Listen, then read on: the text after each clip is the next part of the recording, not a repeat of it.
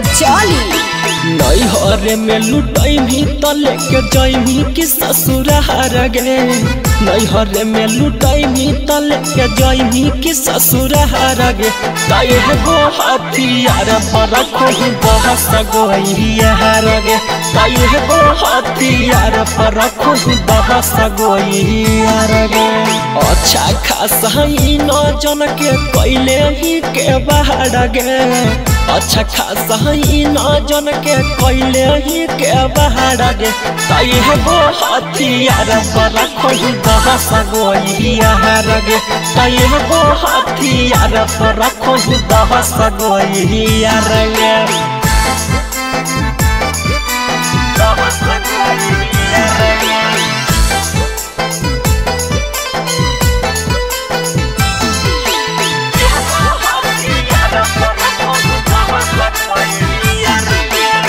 तन्हा जदी करम ही छौड़ी कुमारे में तो लागे।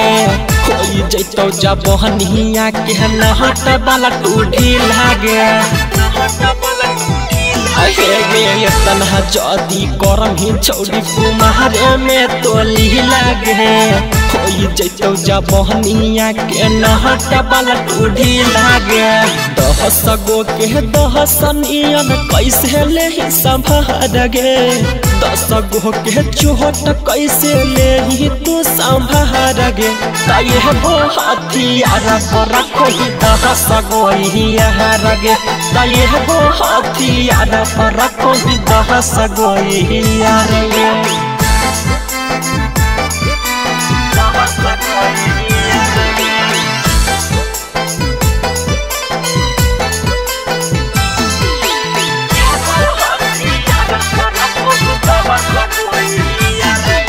राइटर सुदामा पूछो हकौ देहना तू बताई गे।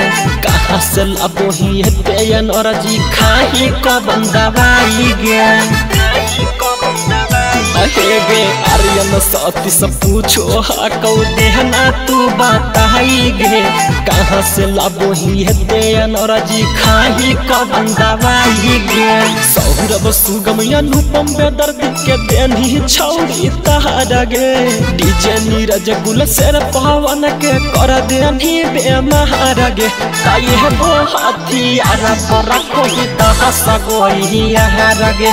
ताये गो हथियार पर कोई 10 गोइयार गे। DNS music recording studio Rajauli.